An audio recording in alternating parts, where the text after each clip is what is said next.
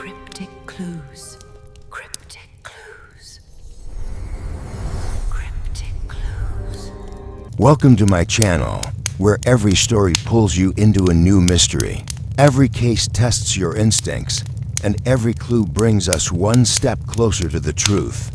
In today's case, we follow Miss Marple as she uncovers a secret that wasn't hidden in a diary, buried in the garden, or whispered over tea. It began with something impossible, a single rose blooming from the ashes of a cold fireplace. But behind its beauty lies a truth no one dared to speak, and a crime that refused to stay buried. Stay with me till the end, because this case doesn't just test reason, it tests belief. So, pour yourself a cup of tea and get comfortable, because today's mystery is worth every second, until the very end. Chapter 1. The Garden That Bloomed to It. Was a Thursday in early spring, when the village of Little Weatherly found itself bathed in a peculiar sort of sunshine, one that made the air shimmer faintly with golden dust, as though something was about to happen, but no one knew quite what. The hedges wore a fresh green fuzz, and primroses pushed boldly from under ivy-covered walls. Birds chattered with enthusiasm, and windows were thrown open after a long winter. Miss Jane Marple sat beneath the clematis arch of Mrs. Banbury's back garden, sipping lukewarm tea with only a half-listening ear to the village women chatting around her. I said, Harold, you simply cannot prune the roses with your gout acting up. But would he listen? Of course not, said Mrs. Simmons, whose voice always held a note of theatrical exasperation. Well, at least Harold's still breathing, replied Miss Eunice Hargreaves, dabbing at her lips with a napkin. Unlike poor Mr. Mayhew, dropped dead right on his begonias last autumn. Simply tragic. There was laughter, nervous, polite, and quickly hushed. Miss Marple didn't laugh. Her pale blue eyes wandered toward the edge of the garden, where a curious thing had been growing for weeks, a single red rose, oddly out of season, blooming alone from the ashes of the Banbury's disused outdoor fireplace. No one seemed to have noticed it, but her. Funny place for a rose, she murmured aloud, mostly to herself. Mrs. Banbury overheard and turned, frowning. Oh, that nonsense. Probably just something that receded from last summer's clippings. We've had such an early spring, after all. Miss Marple nodded, but her gaze lingered. Just then, a loud shriek shattered the gentle hum of conversation. It came from inside the house. Every head turned. The back door slammed open, and Millie, Mrs. Banbury's maid, stood in the doorway, her face pale as bone and one hand pressed to her mouth. In the library, madam. It's Mr. Archer, she gasped. He's dead. The garden erupted. Teacups spilled. Parlor shoes crunched on gravel as the women surged forward. Miss Marple rose slowly, untouched by panic. Inside the house, in the tidy, book-lined library that smelt of lemon polish and pipe smoke, lay the body of Mr. Philip Archer, one of the Banbury's house guests. He sat slumped in an armchair by the hearth, a half-finished tumbler of scotch on the side table, and a copy of the Times spread on his knee. A single red rose lay on the rug beside him. No blood, no wound, just the unsettling stillness of a man who had been speaking at breakfast that very morning, and now would never speak again. The doctor was called. So were the police. And while the garden party had, in one fell swoop, turned into a crime scene, Miss Marple found herself gazing thoughtfully not at the body, but at the fireplace. The same as the one outside. And yet, something was different. Something had been taken away or planted. She said nothing. Not yet, because it was far too early for conclusions. But not, she thought, too early for suspicion. And in Little Weatherly, suspicion bloomed like a rose from the ashes. Chapter 2. Whispers over Marmalade morning.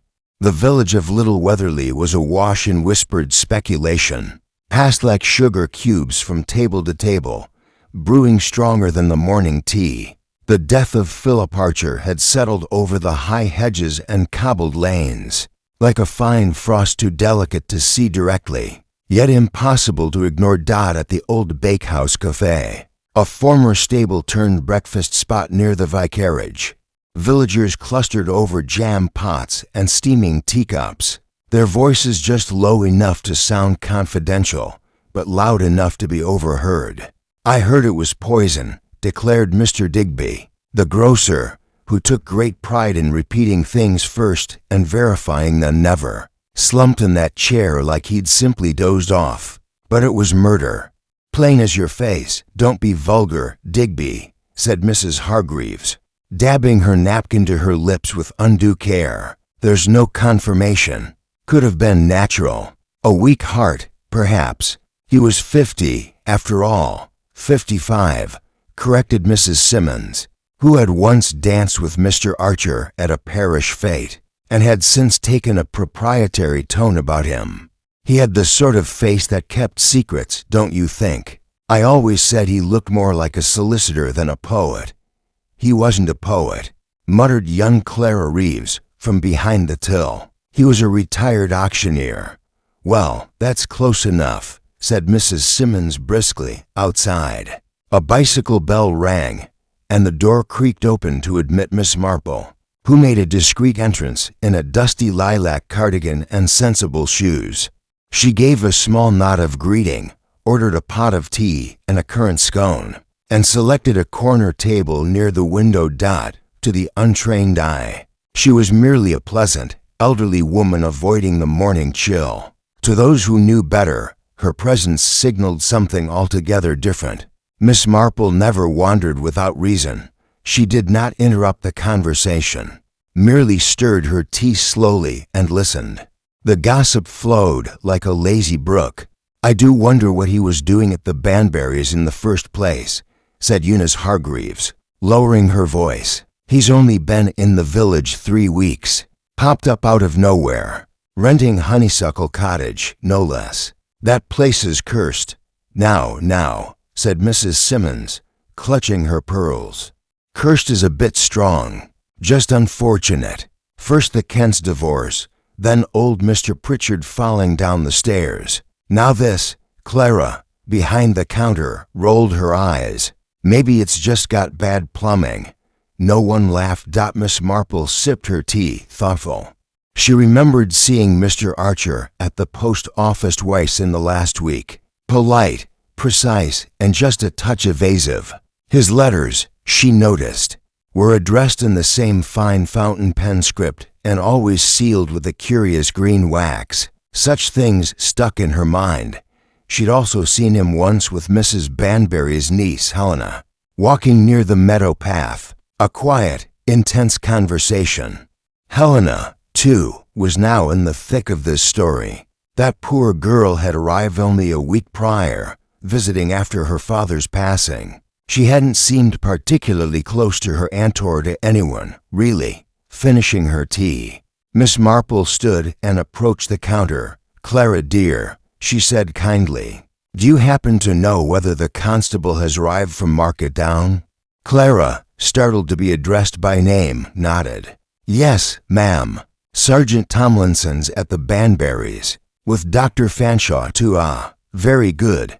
Miss Marple smiled faintly. "I dare say I shall take a turn past there this morning.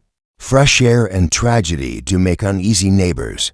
She left the cafe quietly, letting the bell tinkle one last time. At Banbury House, the garden no longer looked like the site of a pleasant gathering. The chairs had been removed. The tea set was gone. Only the scorched fireplace and a few scattered petals from the rose bush remained, oddly defiant against the crisp wind. Inside, the air held a faint scent of furniture polish and something far less pleasant. Grief, perhaps, or dread disguised as propriety. Sergeant Tomlinson, a stout man with a forehead that permanently glistened, stood near the fireplace in the library, flipping through Mr. Archer's notebook. Miss Marple, greeted politely by Mrs. Banbury and ushered in with the familiarity reserved for long-time neighbors, waited by the door until he acknowledged her. Miss Marple," he said, trying not to sound weary. "I'd hoped you wouldn't involve yourself too early." "And yet," she replied gently, "I do find that early impressions can be rather like photographs, blurred if rushed, but useful when examined closely." He sighed. "It appears to have been digitalis." "That's Dr. Fanshaw's early guess." "Foxglove?" Miss Marple's brow furrowed slightly. "Now that's an old-fashioned method." "Yes, extracted, we think, and slipped into his drink. No signs of struggle, no forced entry, nothing disturbed. We're keeping it quiet for now." Miss Marple nodded slowly. "And the rose?" Sergeant Tomlinson blinked. "What rose?" She pointed gently to the rug. It was gone now, of course, removed as evidence or swept up by someone unaware of its significance. But she remembered it. Bright red, blooming out of place, the same as the one by the outdoor hearth. He frowned. Could have been part of the floral arrangement. "Banbury's daughter brought some in." "She doesn't have a daughter," Miss Marple said mildly. Tomlinson paused, adjusting his notes. "Niece, then." "Helena something." She seemed quite shaken. "Poor girl found him, did she now?" Miss Marple said, almost absently. Tomlinson squinted at her. "You think she's involved?" "I don't think anything yet, Sergeant. But I do find," she said as she turned toward the window, "that when something blooms where it shouldn't, there's always a reason." Outside, the wind picked up. The rose in the garden swayed gently against the stones of the fireplace, stubbornly vivid in the pale morning light. Chapter 3. Petals and Preeton Seasby. The afternoon of the second day, the mood in Little Weatherly had shifted from communal concern to practiced curiosity. Death was not unknown in the village. Old age, illness, the occasional accident, but murder was something else entirely. It hadn't visited their quiet lanes in decades, and now that it had, everyone wanted to have seen it coming. Miss Marple, for her part, did not hurry. She had long since learned that truth unfolded better when not pressed. That morning, she had baked a cherry cake for the vicar's wife, then took a slow walk toward Honeysuckle Cottage, the modest stone home Mr. Philip Archer had rented just 3 weeks prior. The cottage was quiet, the curtains drawn. A dull silver milk bottle stood untouched on the doorstep. From over the hedge, the sound of garden shears broke the stillness. "Ah, Miss Marple," called a cheerful voice. "You've come nosing about too, have you?" It was Mr. Lennox, the landlord of Honeysuckle Cottage, trimming his hedge with alarming enthusiasm. A rotund man with tufts of white hair and a fondness for rumors. He had rented the cottage to Archer sight unseen. "I was just passing," Miss Marple replied mildly. "Such a lovely spot, so full of history." Mr. Lennox chuckled. "History, yes, and gossip. Wouldn't be surprised if Archer came here running from something. Man kept to himself, paid in cash, smoked those awful Turkish cigarettes." He sniffed. "Never saw a visitor come or go." "Except that niece, Helena." Miss Marple looked up. "She visited him at the cottage?" "Oh yes, came twice, I'd say. Always looked like she'd rather be anywhere else." Miss Marple folded her hands calmly. "Strange, isn't it? One wouldn't expect a young woman to seek the company of a solitary middle-aged man, unless there was something rather pressing to discuss or hide," said Mr. Lennox with a wink. "But who am I to judge? He paid his rent early." Miss Marple smiled, thanked him for his time, and turned back toward the lane. Her thoughts beginning to take quiet shape, back at Banbury House, Helena Vane sat stiffly in the drawing room, her face pale against her black cardigan. She had not cried, though her fingers twisted the hem of her skirt again and again. Her aunt, Mrs. Banbury, fluttered nearby with the anxious energy of someone trying to appear useful. He was just sitting there, Helena was saying to Sergeant Tomlinson.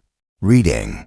I brought in the afternoon post, and when I returned, he hadn't moved. I thought he was dozing. You didn't notice anything odd?" Tomlinson asked, His pencil paused mid-note. No, except. She hesitated. Yes. There was a smell. Not smoke exactly. Something sharp, bitter. I assumed it was his cigarette. Miss Marple, seated quietly in the corner beside a ficus plant, tilted her head. Not a chemical scent, perhaps? Helena looked at her.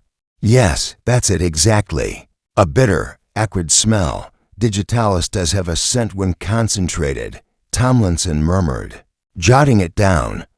I don't know what that is. It's a plant-based poison, Miss Marple said gently. Derived from foxglove. Helena flinched.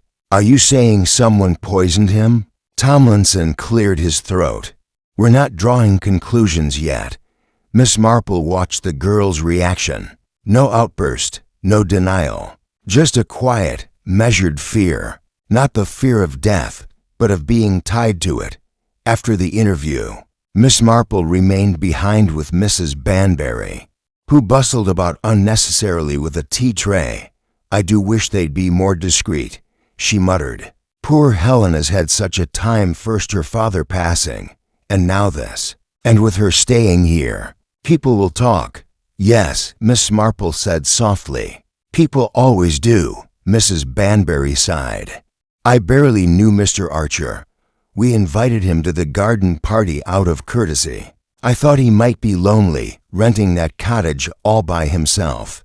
Did you know if he had any visitors apart from Helena? None that I saw, though Millie mentioned something about him receiving letters, always at odd hours. Posted from London, I believe. Green wax? Miss Marple asked, with a slight smile. Mrs. Banbury blinked. Why, yes. How did you know? Miss Marple simply nodded. A small detail, but sometimes the smallest things carry weight. Later that day, Miss Marple sat with her knitting in her parlor, a fresh breeze fluttering the lace curtains. The house was quiet, but for the rhythmic ticking of the mantel clock, she was not thinking of death. Precisely. Rather, she was thinking of roses. That single bloom in the fireplace had not grown by accident. Roses do not root in ash and bloom in spring. Someone had placed it there, a symbol, or a message. What did it mean?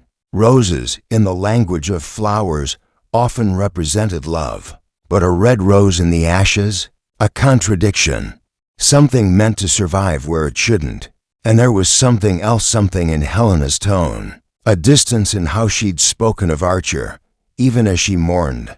She had known him, perhaps, better than she claimed. But Miss Marple would not press, not yet. Let others scramble to prove motive. She would watch the truth she had found. Always behaved much like people did. It revealed itself most readily when no one was asking it to. That evening, just before twilight, a figure moved quietly along the edge of the Banbury garden. A man, tall and gaunt, dressed in a tweed coat too heavy for spring. He paused at the fireplace, looked around. Then, slowly, he bent down and placed something at the foot of the cold hearth. A single petal. Red. He straightened, checked his watch, and walked back toward the road, hidden in the shadows of the orchard beyond. Miss Marple, holding her walking stick loosely in both hands, watched without a sound. Chapter 4. The first to fall under suspicion. Be the following morning, word had spread that the police had begun compiling a list, a quiet but consequential list of those who had interacted most closely with the late Mr. Philip Archer in the days leading up to his death. No names had been made official, of course, but Little Weatherly was not a village that waited for permission to speculate. The name at the top of every whispered conversation was Helena Vane. She was alone with him at the time, wasn't she? Whispered Mrs. Simmons as she arranged carnations in the church vestibule. Found him, they say. And it's always the one who finds the body. She's a delicate girl, countered the vicar's wife gently, though her voice lacked conviction. Besides, poison isn't usually the weapon of the impulsive, which makes it worse. Mrs. Simmons replied, eyebrows raised. It means someone planned it. Across the aisle, Miss Marple polished a brass candlestick. her mind far from the church. She had known many kinds of girls in her time, some naive, some cold, some carrying great weights behind calm eyes. Helena Vane, she thought, was not as transparent as her sorrow had appeared her still. Suspicion, especially early suspicion, was rarely the whole story. At the station in Market Down, Sergeant Tomlinson sat with a modest stack of interview notes before him. Opposite him, Helena Vane sat again, this time alone. She wore the same black cardigan, but looked slightly more composed. Her eyes, though tired, met his without flinching. "Miss Vane," Tomlinson began carefully, "thank you for coming again. We've been reviewing Mr. Archer's schedule and social activity during his short stay in Little Weatherly." "Yes," she said quietly. "You visited him at Honeysuckle Cottage on 2 occasions, yes?" "I did. Why?" She hesitated, just long enough for the silence to be noticed. "We had unfinished business. I'd known Mr. Archer through my father. They worked together years ago, in London." "In what capacity?" "My father was an estate solicitor. Mr. Archer helped with valuation, antiques and art. They weren't close, but he handled a few sensitive matters. After my father died, I found correspondence between them." "Of what nature?" "Old letters. Nothing criminal, but questionable. I wanted to ask him about them in person. He agreed to meet, and we had a brief conversation. He brushed off my concerns, and the second visit, I confronted him again. He became evasive. He said the past was best left buried." Tomlinson tapped his pencil. "What did the letters contain?" Helena looked away. "A reference to something called the Rose Ledger. I'm not sure what it is." The pencil stilled. "Rose," she nodded. "Yes, that's what caught my attention." The name appeared repeatedly. It was underlined. Tomlinson scribbled something and glanced up. "Did you kill Mr. Archer?" Helena turned back to face him. "No," she said, very clearly. "I did not." He held her gaze a moment longer before nodding and rising. "That will be all for now." Back in Little Weatherly, Miss Marple received a visit from Constable Ellis, a young officer full of energy, but with little intuition. "Miss Marple," he said breathlessly, "Sergeant Tomlinson thought you should know we're making progress. The niece had motive, family secrets, and he left no will." Miss Marple, seated in her modest garden with a lap rug and an embroidery hoop, raised her eyes mildly. "Did she now?" "No known beneficiaries. If Archer had assets and people say he did, then they'd go to the nearest kin. That's Helena, unless someone else knew of the inheritance," she said, placing a careful stitch. "Or believed they had a greater claim." Alice frowned. "Well, the case is building." Miss Marple smiled. "Yes, it always does. But I've found, young man, that a case built too quickly is like a pudding removed too soon from the oven. It collapses in the middle." Alice flushed. "We're not jumping to conclusions." "I'm sure you aren't," she replied kindly. "But tell me, did you retrieve the rose? The one from the fireplace?" "Gone by the time we arrived." "I see," she said. "And the second one?" Alice blinked. "Second one?" She said nothing, just smiled gently and returned to her stitching. Meanwhile, Miss Marple's quiet inquiry had taken her next to Mr. Digby's grocery, where she purchased a small tin of sardines and casually asked whether Mr. Archer had ever collected parcels. Indeed he had, Mr. Digby said, puffing slightly as he searched for the tin. "Odd ones, wrapped in brown paper, tied with string, always signed for, always addressed from the same place." "And where was that?"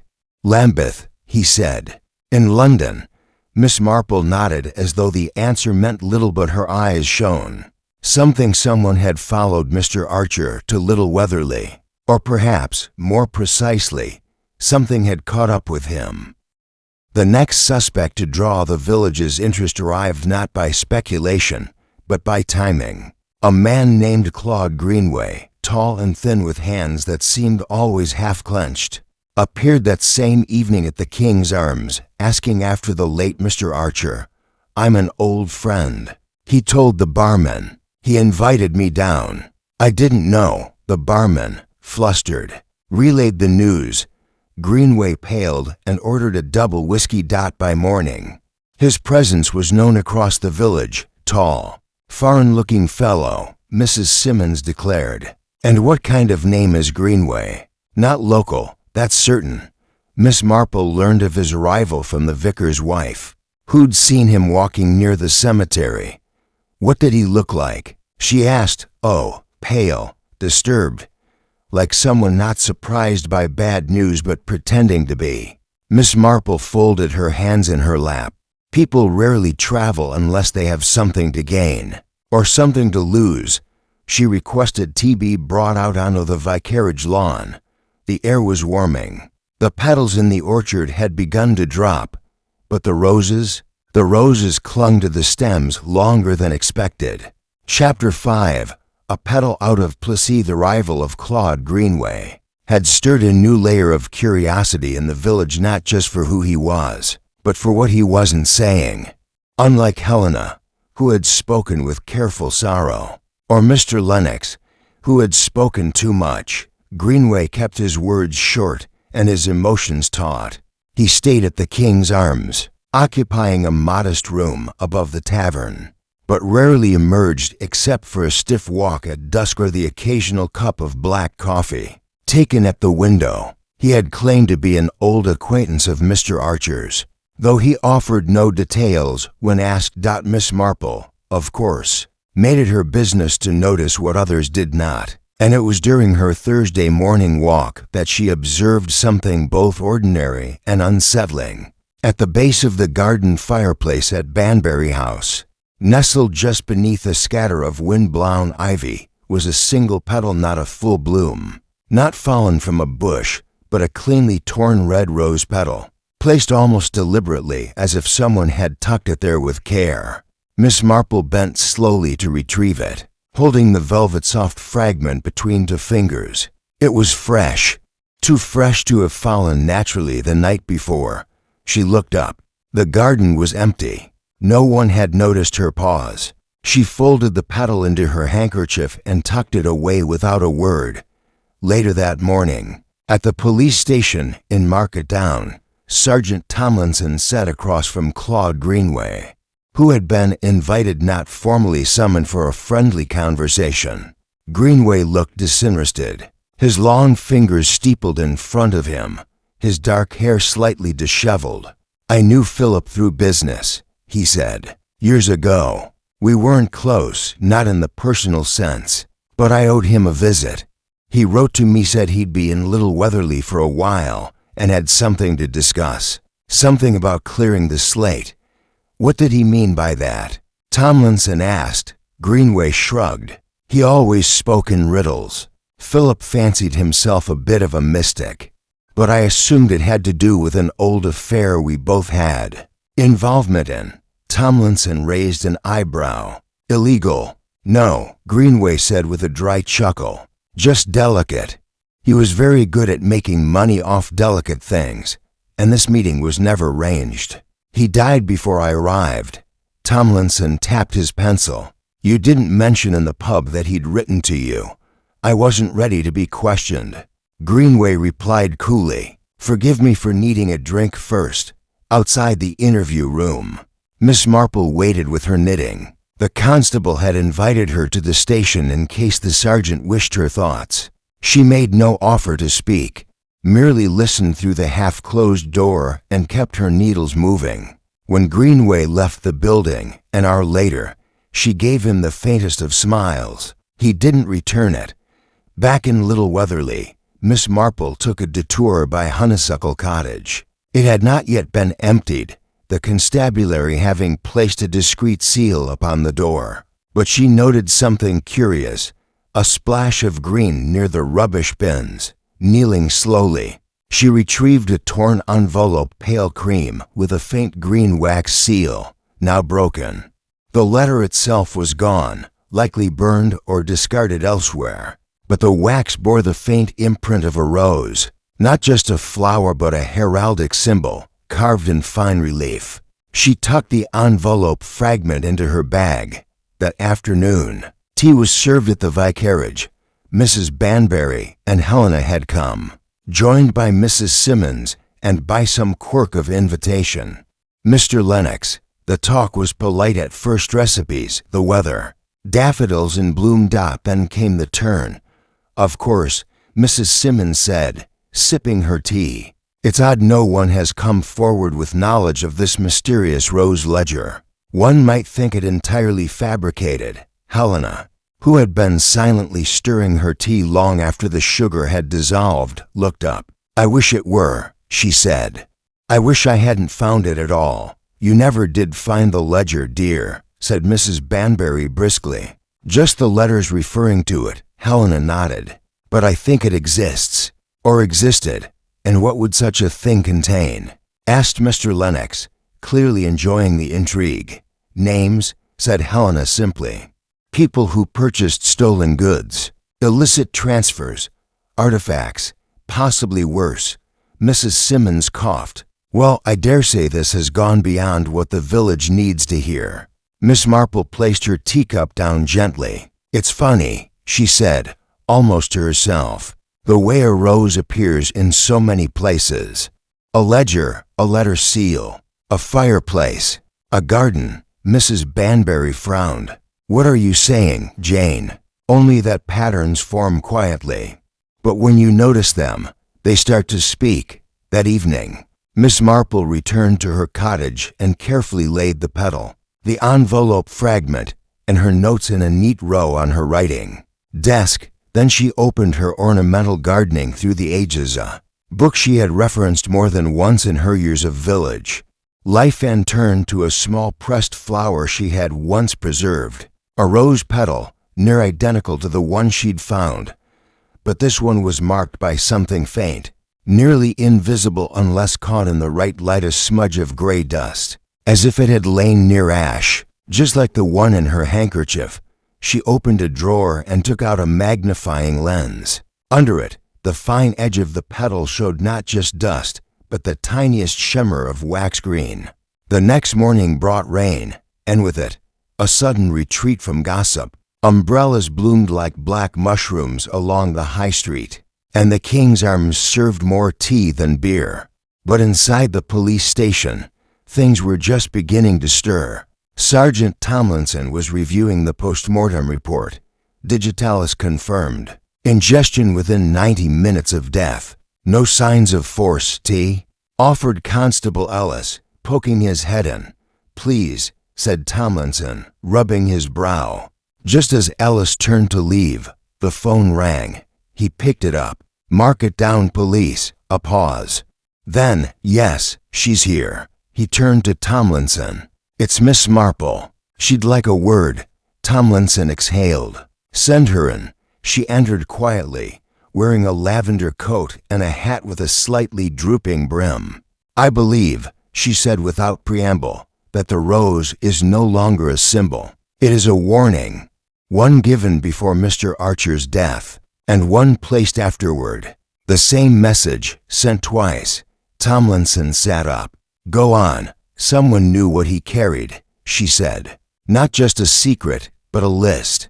And someone else wanted to ensure it stayed buried, perhaps literally." She placed the petal on the desk. "This was placed after the body was found. Not by the killer, I think, but by someone who understood the message and wanted it known. That means someone is watching the investigation." Tomlinson leaned back, suddenly pale. "Are you saying we're being toyed with?" "I'm saying," she said quietly, "that there's still one piece missing. And when we find it, the rose will bloom in full." Chapter 6. Petals and Poison. Following morning arrived with an uneasy stillness over Stonygates. Rain clouds loomed low, draping the village in a damp hush. The excitement of the fete had evaporated entirely, replaced with the murmur of suspicion and quiet knocks on neighbors' doors. News of Philip Rochester's death had spread overnight like spilled ink on fine linen. By dawn, everyone in the village had an opinion and, naturally, a suspect. Miss Marple sat primly in the morning room of Mrs. Bantry's cottage, stirring her tea with quiet precision. Colonel Melchett had taken charge of the investigation, though not before stopping by to briefly question the household. Bantry had offered a gruff assessment of the scene, insisting Rochester had been poisoned. But by what and by whom remained a mystery. Mrs. Bantry perched on the edge of the sofa, newspaper in hand, though her eyes flitted repeatedly to Miss Marple. "My dear Jane," she began, lowering her voice conspiratorially, "you don't really think anyone from the village could have done it?" Miss Marple placed her teaspoon carefully on the saucer. "Well, Dolly, in my experience, one should never underestimate the motives that can hide behind the most respectable facadas. It's often in the most charming gardens that something poisonous blooms." Mrs. Bantry shuddered. "But who would want to murder Philip? He was pompous, certainly, but not wicked." Miss Marple didn't answer at once. She reached into her knitting basket and began clicking her needles together. "The most effective poisoners in history, Dolly, have rarely appeared wicked. They tend to be clever, precise, and well practiced in the art of concealment. It's a curious thing, but the kind of thing one notices in villages like ours." Meanwhile, at the vicarage, Inspector Craddock was questioning Mabel and Reverend Woolsey. The couple had been among the first on the scene after the incident and were eager, perhaps too eager to recount the timeline. "Philip seemed perfectly normal," Mabel said, hands wrapped tightly round a cup of lukewarm tea. "He'd only just returned to his seat after dancing with that American woman, Mrs. Langford. Yes, they looked quite flushed. Had anything passed between them?" Craddock asked. "Well," Mabel hesitated. "She seemed flustered, I suppose. But then again, the entire fete was quite animated." Reverend Woolsey chimed in, ever the voice of moral calm. "I dare say Philip had a way of exciting reaction in others. He had strong opinions on the restoration of the church organ, you see. Quite vocal about opposing Mrs. Bantry's fundraising methods." Craddock raised an eyebrow. "So you'd say there were tensions?" The Reverend blinked, then adjusted his collar. "There always are, in village committees," Mabel added quickly. "But murder? That's not, no, surely not." The inspector made a note in his ledger. "And yet someone placed a deadly substance in Mr. Rochester's drink, or food, or something else altogether." He stood, thanked them, and left with the lingering feeling that the couple knew more than they'd said. But as in all village crimes, truth was buried under layers of politeness. Back at the manor, preparations were underway for Philip's body to be removed by the coroner's men. Dr. Hayward, the local physician, had given the initial cause as sudden collapse. Likely poison, but further examination was needed. Still, even among the professionals, whispers were flying.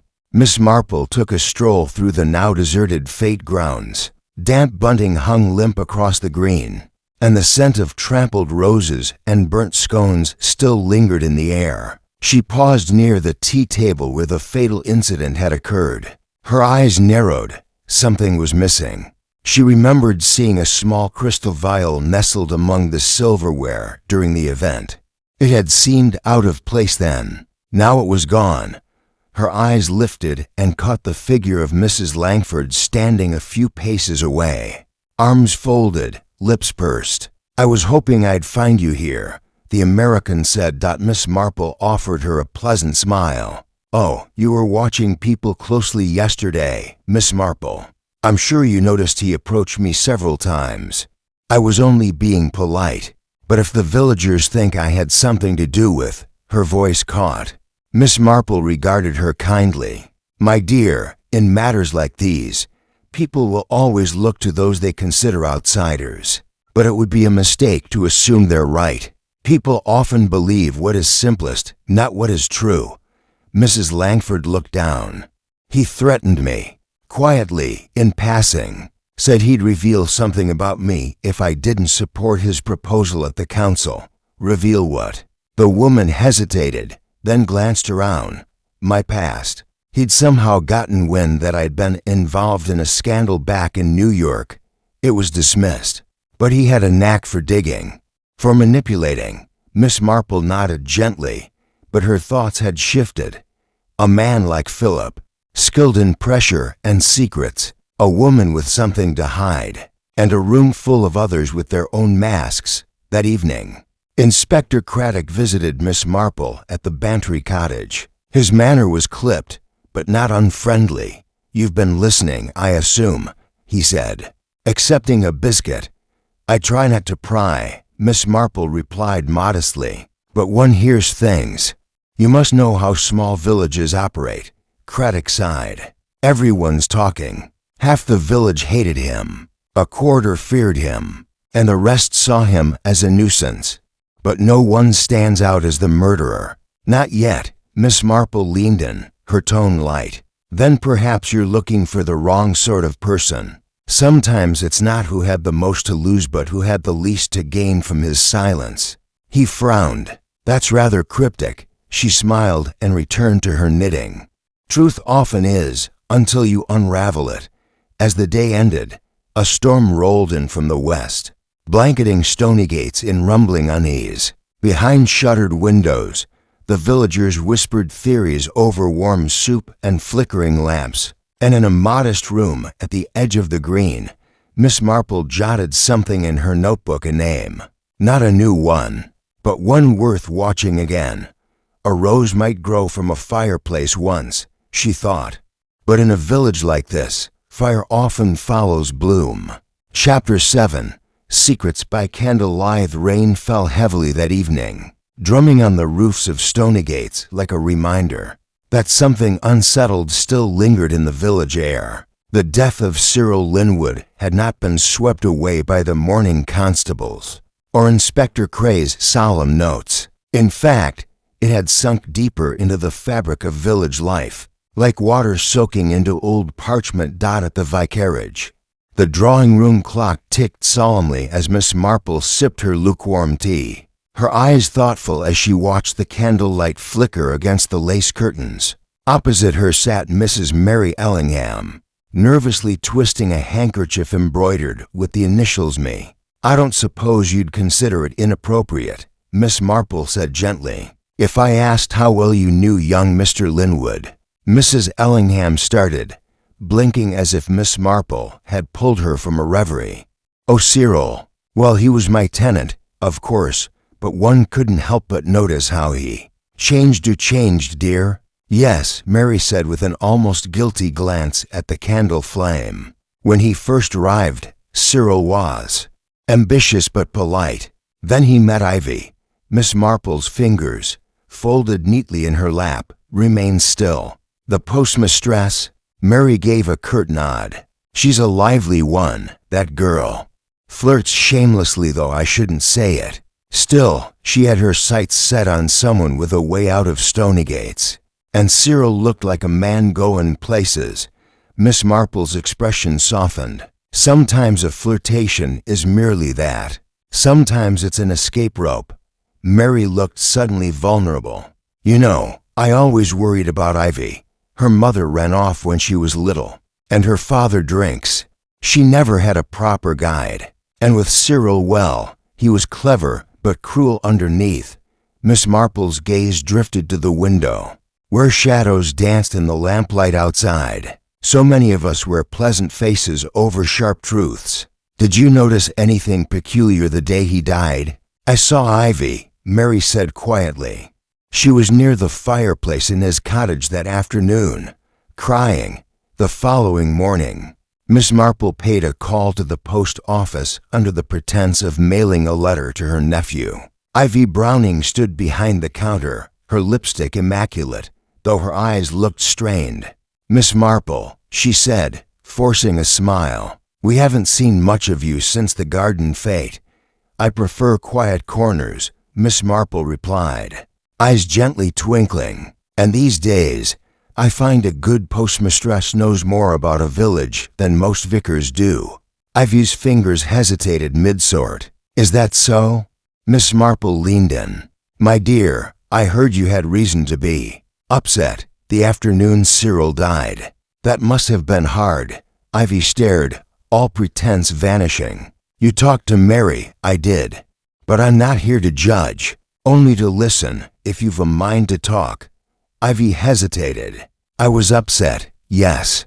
Cyril he wasn't what people thought. He made promises, said I'd go to London with him. But then he started talking to Helen again. Helen Marston, the young artist staying at the Willows? Yes, she came by last week. After that, Cyril changed. He said I was provincial. Said I embarrassed him. Ivy's voice cracked. I'm sorry, Miss Marple said gently. Did you argue? We did. But I swear I left him alive. Of course, dear. Still, it helps to know. We women we understand hurt better than most. She paused. Did he ever mention someone named Edgar Fielding? Ivy frowned. That name sounds familiar. He said he once worked on a property in Dorset. There was a some scandal, I think. Cyril never said much. Meanwhile, at the constabulary, Inspector Cray was enduring the well-meaning but pointed suggestions of Reverend Dill, the vicar, having presided over more than one of the deceased's visits to Sunday service, was convinced the murder was spiritual in nature. I assure you, Cray muttered, pinching the bridge of his nose. I am investigating earthly motives first. The Reverend offered a thin smile. Just remember, Inspector, sins fester in silence. It was only later that day, as Cray reviewed Cyril Linwood's belongings, that something curious emerged. Among the cluttered writing desk drawers, paid invoices, cheap pens, folded scraps of poetry was an envelope marked in faded ink. He frowned, carefully opening it. Inside was a letter, its pages brittle but meticulously folded. The writing inside was more elegant than Cyril's usual scrawl. Dear Edgar, you must understand that I had no choice. What happened at Dorset cannot follow me here. If you come, I'll be forced to deny everything. Burn this. C.L. Cray's brow furrowed. Dorset again. Later that evening, as the village prepared for another restless night, Miss Marple walked slowly through the grounds of the Willows. She paused near the rose beds and studied the chimney from which the infamous bloom had grown. A young boy, Jacob Prentice, the groundskeeper's son, stood nearby, holding a trowel awkwardly. Evening, miss, he said shyly. You're out late, Jacob. He nodded toward the flower. Miss Marston was out here sketching that rose again. Fascinated, is she? Yeah, she said there was something unnatural about it. Said it looked. Placed. Miss Marple smiled faintly. She has an artist's eye, or a criminal's, Jacob muttered. Then, flushing, added, sorry, I didn't mean. You've nothing to apologize for, Miss Marple said, turning toward the manor house. Sometimes the truth is hidden not behind lies, but behind beauty. She didn't look back as she walked, but a thought had lodged in her mind like a burr. The rose, blooming in a fireplace, had not grown wild. It had been put there, on purpose. By someone who wanted to be seen, and someone who knew it would be found. Chapter 8. The Whispering Hearth. Miss Marple stood quietly in the drawing room of the old vicarage, her eyes resting not on the people seated around her, but on the fading embers in the fireplace, the same fireplace from which the pale rose had emerged, a fragile blossom defying all logic. She found it curious how such a tender thing had withstood the heat. But then again, the truth often bloomed in the strangest of places. Reverend Styles was pacing behind her, nervously twining his fingers. This town, Miss Marple, it's not what it used to be, he muttered, glancing anxiously toward the curtained window. Places rarely are, she replied mildly. People tend to think wickedness is new. It never is. It simply wears different hats. The Reverend paused, his face drawn. You saw her that night, didn't you? You were one of the last. Miss Marple nodded. Yes, I had just left the church when I saw her going toward the vicarage garden. She seemed distracted, lost in thought. She left out the part about the faint argument she had overheard voices carrying faintly on the wind. One had belonged to Marianne. The other had been a man's, low and urgent.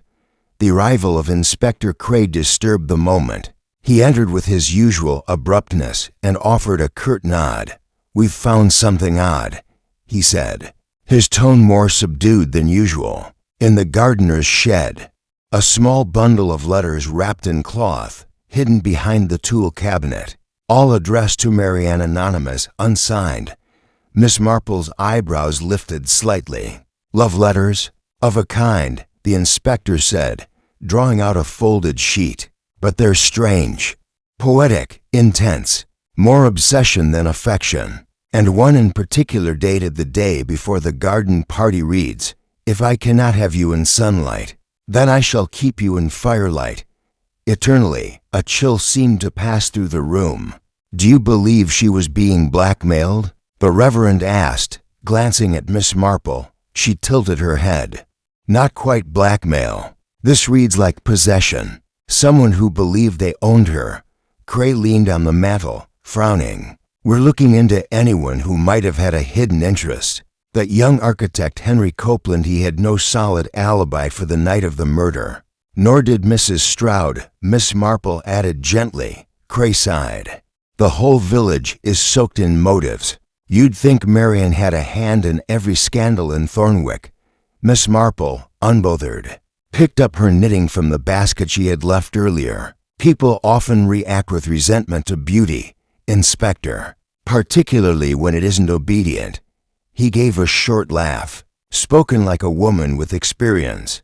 She merely smiled. Later that day, Miss Marple visited Mrs. Stroud. The woman received her with tight lips and suspicious eyes. "I'm not in the mood for tea or company," she said, but did not close the door. "Then I shan't impose for long," Miss Marple replied. "I was only thinking of the fireplace. That caught Mrs. Stroud's attention." "What about it?" "Well, it's unusual, you see. A fire so recently out, and yet not a trace of ash or soot on the rose that emerged. Don't you find that peculiar?"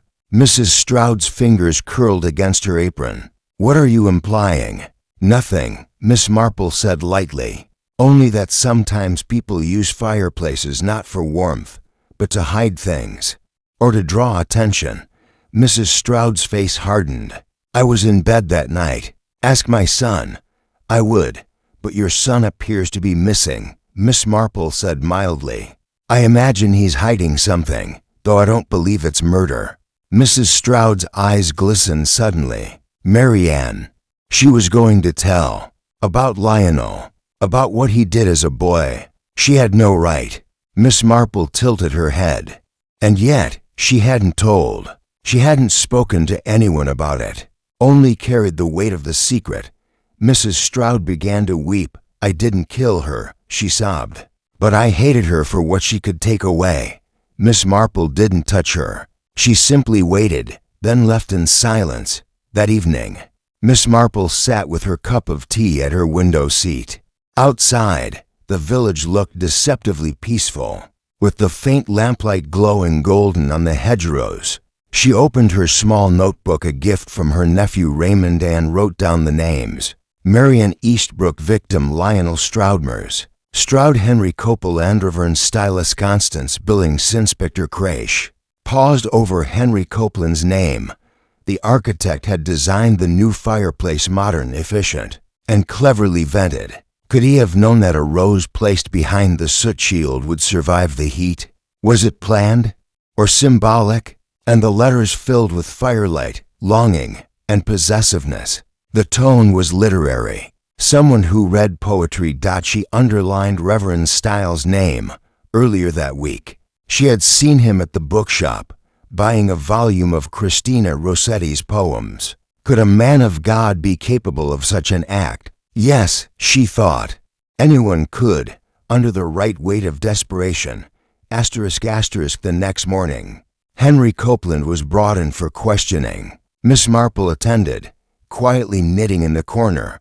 "You knew Marian well," Cray said.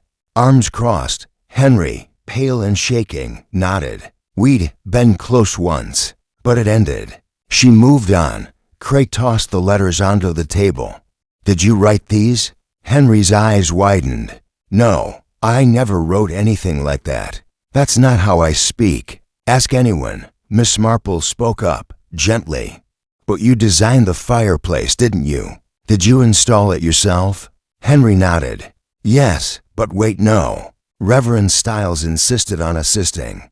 Said he wanted to learn more about modern heating. I let him help. It was harmless. Cray turned slowly toward Miss Marple. Her needles clicked quietly.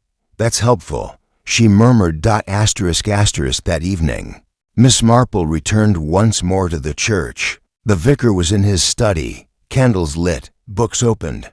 Ah, Miss Marple, he said, a thin smile on his face. I've been expecting you. She didn't sit. You told me once the world isn't what it used to be. You're right, but it isn't Mary Ann who changed it. It was your own heart, Reverend. He stiffened. You don't know what you're saying. I do, she said softly. The poems, the firelight, the fireplace, and the rose.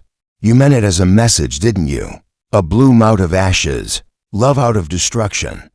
He sat back slowly in his chair, fingers folding together. I loved her. He whispered. I loved her like a man loves a vision. But she wouldn't see me.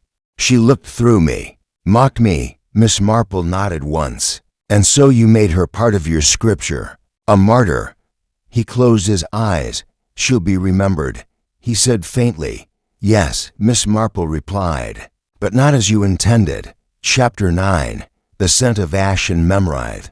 Morning after the second discovery, Mr. Woolmer's secretive cottage, and his clearly distraught demeanor, the village of Heatherdown stirred uneasily. The air had changed. It was no longer just the murder of Timothy Cresswell that haunted their collective consciousness. It was the growing sense that something else was unraveling beneath the calm routine of village life. At St. Mary Mead, Miss Marple poured herself a second cup of tea while watching a sparrow peck at crumbs on the garden wall. She had barely touched her breakfast. Her fingers gently drummed the side of the delicate china cup. She was thinking. Though she wore the same placid expression, she always did, the one people often mistook for distraction or forgetfulness. She was neither. Earlier that morning, she had taken a quiet walk past the Cresswell house, noting the rose bush outside the parlor window. One stem, the longest of the lot, had been bent deliberately back into the iron grill, likely to keep it from snapping. She had also noticed ash in the fireplace that didn't seem quite right for mid-July. She plucked it and burned it herself to send a message to the person she suspected. She wanted them to know she was onto them. Then why did she die? Asked Giles, because that person called her bluff, realized she was going to reveal them regardless, and so they quickened the dose. Miss Marple now looked straight at Marian. She trusted you most, didn't she? You prepared her morning tray. She never questioned you. Marian's face went pale. That's absurd. I cared for her more than anyone, which is why she trusted you long enough for you to do it, said Miss Marple gently. You see, Marian, she discovered that the money left behind by her late husband had not dwindled due to poor investments, as you'd claimed. You'd siphoned it over years. Sold heirlooms, forged signatures. That's a lie. Miss Marple shook her head. She let you continue out of pride, didn't want the shame. But when she learned you were planning to sell Rosewood House once she passed, she decided to act. The tea invitation was your deadline. She was going to expose everything, so you made sure she never would. Marian's chair scraped loudly as she stood, eyes blazing. You can't prove anything. Chief Inspector Cray stepped forward. Her diary's a start, but I imagine Miss Marple also noticed the tampered silver spoon in the drawer. We'll test it for residue. Marian faltered, breathing shallow. Clara sobbed quietly. Beatrice reached for her. Dazed. Miss Marple sat back, sadness in her eyes. It's always the same. People think they can bury their past, But secrets, like roses, have roots, and eventually they bloom. After Maud a week later, the quiet of Little Wych would return, but with a solemn air that would not soon fade. Marian had been taken away quietly. Beatrice had assumed stewardship of Rosewood House, refusing to sell it. Clara resumed her walks with her sketchbook, always pausing by the old rose bush. Miss Marple, having declined multiple invitations to tea, sat alone in her garden, crocheting. A fresh rose sat in a vase beside her, its petals unburned, its message now silent.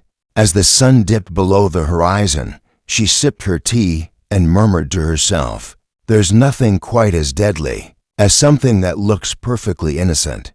Wood ash, she murmured to herself, but not from logs. Charred paper smells different, a little sweeter, a little more desperate. At precisely 10:30, Miss Marple buttoned up her dove-gray cardigan and headed into the village. There was a gentle drizzle in the air, and the sky hung low, smudged like wet chalk. She met Constable Reeves outside the grocer's, wrestling with a bicycle pump. "Morning, Constable," she said sweetly. "How's your aunt with the bunions?" Reeves blinked.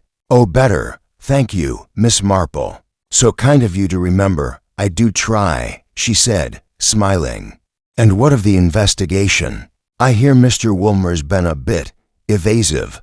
Reeves, visibly flustered, fumbled with the pump. "Well, he's not been entirely helpful, I'll say that much. Claims he barely knew Timothy beyond civil chats at the pub. But then, someone saw him heading up to the hills the very night of the murder, And did they say what he was carrying?" "Not clearly. Just that he looked hurried." "Strange, isn't it?" Miss Marple said softly. "Mr. Woolmer doesn't strike me as the sort of man who does anything quickly." The constable blinked. "Now you mention it, no, he doesn't." Miss Marple gave a small nod. "Well, thank you, Constable. Always lovely to chat." As she walked away, she noted the name pinned to the side of the grocer's display. Woolmer's Honey, local and pure. Interesting, very interesting. He was more than just a quiet retiree with secrets.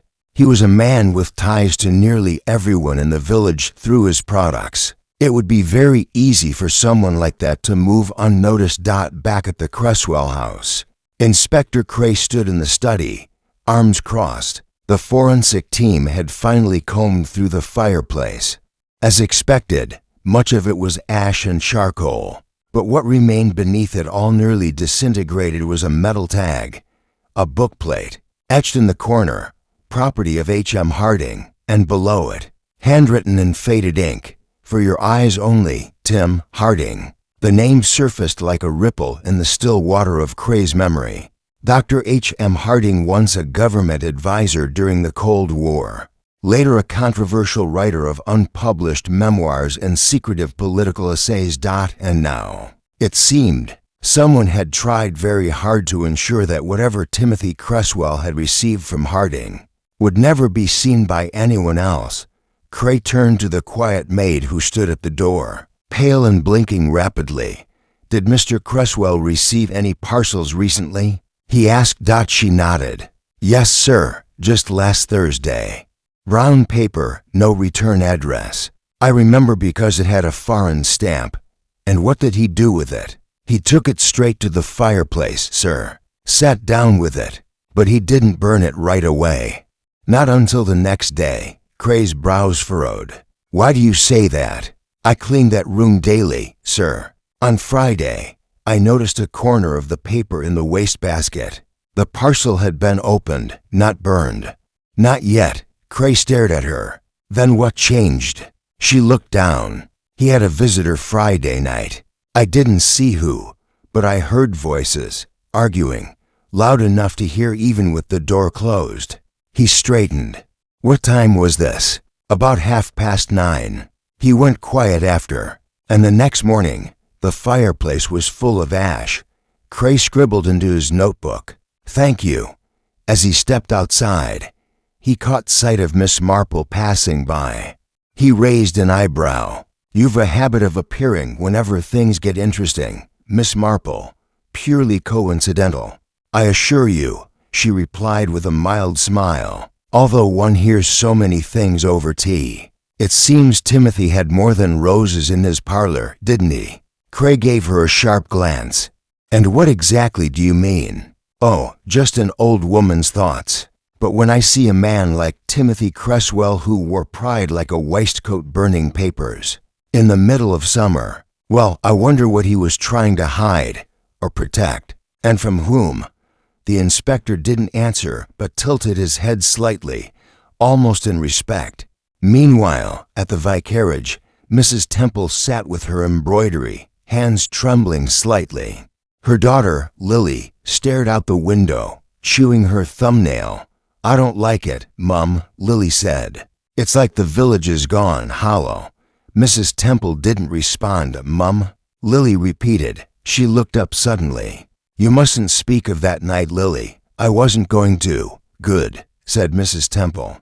Because there are things that should have stayed buried long ago. If you speak of them now, you'll only be digging up ghosts. Miss Marple, who happened to pass by the vicarage garden just then, paused to admire a patch of dahlias.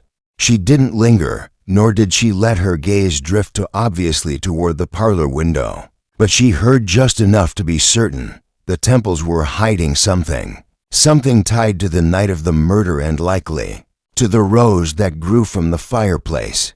Chapter 10. The rose that should never have bloomed there in Little Wychwood had turned crisper. With the early arrival of autumn, the faint scent of drying leaves mingled with wood smoke, as the villagers quietly resumed their routines, though nothing felt quite normal since the tragedy at Rosewood House. In the drawing room of that very house, the remaining family had gathered. Marian Lytton, her knuckles white against her teacup, Reverend Giles, solemn and weary, Beatrice, quiet but trembling, and young Clara, who sat beside Miss Marple, clutching her grandmother's hand. Chief Inspector Cray stood in the corner, arms folded, watching silently. Miss Marple, seated comfortably in the armchair nearest the fire, folded her hands in her lap. Her eyes twinkled kindly behind her spectacles, though the weight of truth sat gently on her shoulders. I dare say, she began, that you're all wondering how it could have come to this. A rose in a fireplace, an old woman dead in her own bed, and secrets that have festered for far too long. Beatrice's lip trembled. You believe it was murder, then? Not a heart attack? Miss Marple nodded gently. Oh yes, my dear, but not of the dramatic, violent kind one might imagine. This was something quieter, and yet just as wicked. Cray cleared his throat. We've had the autopsy results.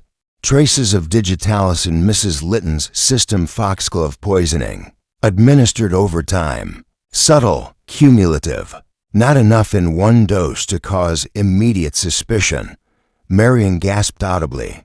But how? Who would? Miss Marple continued, her tone calm. That is the question, and the answer begins, oddly enough, with that rose found in the fireplace. They all looked toward the hearth, where the charred petals had long since been cleared away. I thought it merely a dramatic symbol at first, said Miss Marple, but in truth, it was a message. She turned to Clara. You were the one who found it, weren't you, dear? Clara nodded. Yes, ma'am. It was strange. The roses hadn't been picked for days. Gran wouldn't let anyone touch them. Precisely, Miss Marple said, because that particular rose was from a rare bush cultivated by Helena herself, one she was immensely proud of. She guarded it as fiercely as her secrets. So imagine her horror when one such bloom disappeared. Reverend Giles looked puzzled. You're suggesting the rose was stolen? Miss Marple gave a faint smile. Not stolen, taken, and used as a warning. You see, someone tried to silence Helena before years ago. That someone had secrets buried beneath the family history. But Helena, proud and cunning, held onto the evidence. Until recently, she let her words settle, scanning each face carefully. I believe Mrs. Lytton discovered something, knew something damning, And rather than turn it over to the authorities or create a scandal, she planned to confront the person quietly. Hence the sudden invitation to tea, the family summoned unexpectedly. Marion swallowed hard. But why poison her? Because she knew too much. And because, I suspect, she made it clear she wasn't going to stay silent this time. Miss Marple leaned forward slightly. Now, the digitalis, it wasn't administered in her tea that day. No, that would have been too noticeable. It was built up over time, likely mixed into her evening cocoa or breakfast jam, administered by someone she trusted. Someone close. Cray frowned. And who would that be? There was a beat of silence before Miss Marple spoke again. "Clara," she said softly, "would you be so kind as to fetch your grandmother's diary? The one she kept in the drawer beneath her bed." Clara hesitated. "Yes, ma'am." She disappeared up the stairs. Marion stared. Her diary? Oh yes. Helena Lytton was many things, but forgetful wasn't one of them. She kept meticulous notes, especially when she suspected someone was trying to kill her. She recorded symptoms, dates, and changes in household routine. And eventually, she even narrowed her suspicions. Clara returned with the small leather-bound book, which Miss Marple opened reverently. She scanned a few pages, then handed it to Cray. "Page 73, she said. "Read aloud." Cray adjusted his spectacles. August 3rd. "The faint spells grow worse. I no longer trust my jam, only the batch I preserve myself. Odd, the silver spoon left out again. Marion's been fussing more. Beatrice distant. Giles always praying. But I know who it is, I know. And I've placed the evidence where it cannot be missed." Beatrice blinked rapidly. "What evidence?" Miss Marple tapped her fingers together. "The rose." They turned to her again.